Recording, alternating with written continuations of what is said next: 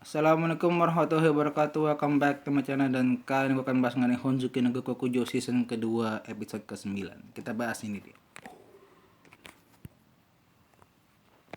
Yang pertama, Festival Panen.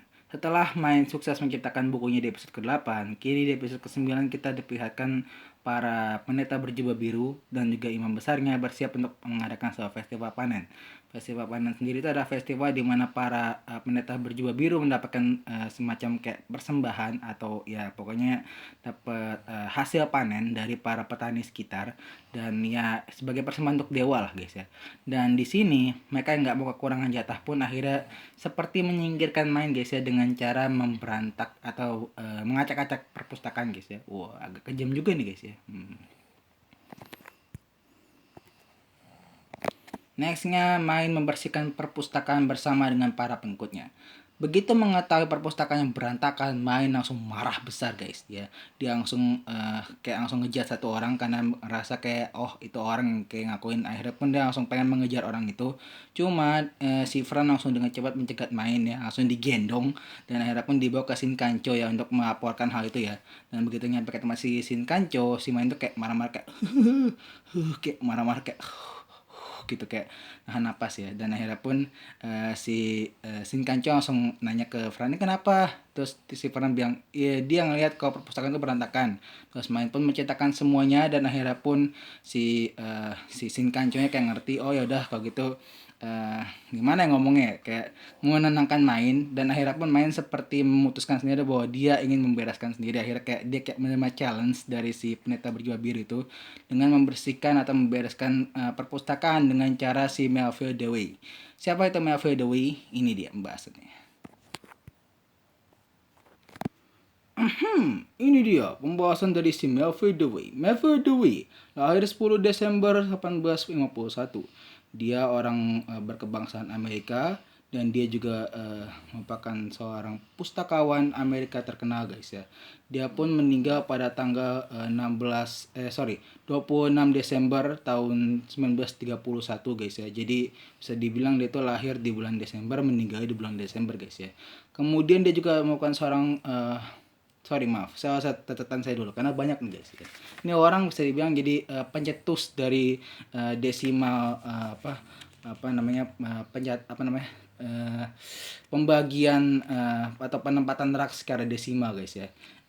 Baik, mari kita bahas ini dia. Yang pertama dia adalah seorang peletak dasar klasifikasi desimal UDC pada tahun 1873. UDC sendiri itu adalah University of District of Columbia ya, of the District of Columbia ya. Terus habis itu ada lagi dia ada seorang pendiri dari himpunan pustakawan seluruh Amerika pada tahun 1876. Dia juga merupakan yang tadi gue bilang ya, pembuat sistem desimal Dewey.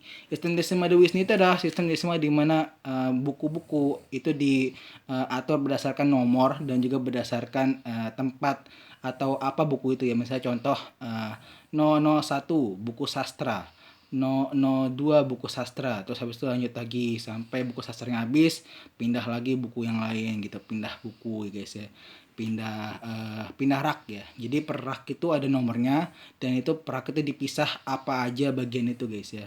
Misalnya contoh yang tadi gue bilang ya, sastra atau misalnya mungkin teknologi dan yang lain sebagainya ya guys ya. Itu saja pembahasan mengenai Melville Dewey. Lebih lengkapnya saya akan cek di Wikipedia atau ketik aja sendiri di Google pencarian guys ya. Kita akan kembali ke teman saya. Loh kok bapak suaranya bisa berubah-ubah gitu sih, keren loh. Aku mau loh. Belajar dari mana? Ya nanti ya nggak apa lah ya. Oke. Dia capek saya guys. Oke, suara berubah-ubah guys. Karena dia tadi suka makan gorengan. Ya emang nggak baik makan gorengan guys ya. Jangan banyak-banyak. Oke. Oh ya by the way sedikit tambahan di episode kali ini si main pun sempat mendatangi si Beno-san, di mana dia memberitahukan mengenai bukunya itu, wah bukunya udah jadi dong ya kan. Dan dia pun ngasih tahu ke Beno. Terus abis itu si Beno bilang kenapa bukunya nggak dijual gitu kan. Terus si main kayak oh enggak ini buku kan buat di panti, oh enggak bukunya harus dijual, kayak dijual di panti, dijual di panti. Dan kayak terjadi sedikit perselisihan yang akhirnya pun diselesaikan dengan main yang akhirnya memutuskan untuk udah deh nanti gue jual deh, nang aja lah gitu lah. Intinya gampang lah itulah, kalau ada main sih gampil.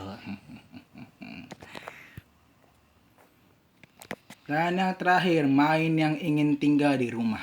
Setelah main selesai mengurus perpustakaannya guys ya, dia pun akhirnya balik ke rumah dan ya dia dapatkan kayak ngomong-ngomong gitu sama keluarganya guys ya, dimana dia dapat info bahwa ibunya akan melahirkan di musim semi guys. Om Ede tuh main dan juga si bapaknya ini, si gue lupa namanya, dia itu kayak bilang ke main lo itu pas musim dingin di rumah kan ya, terus habis itu main kayak mencoba untuk memberikan izin bahwa dia itu ingin di rumah. Cuma si Ferdinand dengan tegas langsung kayak menolak, dimana di musim dingin ada semacam upacara namanya upacara pengabdian. Di upacara itu si main tuh harus memberikan para pendeta baju biru harus memberikan sihirnya kepada benda-benda guys ya. Wah, dan ya tentu saja membuat main nggak bisa pulang guys ya, karena kan main kan punya banyak sihir ya, punya banyak mana, diprediksi oleh si Ferdinand punya banyak mana, itulah kenapa dia nggak boleh pulang, karena ya mananya akan berguna dong buat setiap itu dong ya. Dan akhirnya pun ya main kayak masih gelisah guys, dan sepertinya hal itu yang akan dibahas nanti di episode ke-10 guys ya, akan jadi konflik baru antara apakah main akan tinggal di rumah, stay at home, atau harus tinggal di stay at Quill ya. Quill itu bahasa Inggris apa ya? Temple ya, temple ya kalau nggak salah ya. Kalau saya ada yang tahu saya tulis komentar ya, elah bahasa Inggris bahasa Inggris saya Quill aja nggak tahu gue, ya Allah.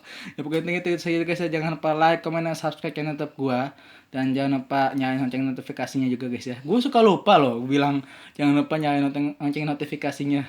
Padahal itu penting guys, itu important biar lu bisa tahu informasi kalau saya gua ngupdate video lagi gitu guys ya. Oke, kalau gitu saya dulu guys ya. Wassalamualaikum warahmatullahi wabarakatuh.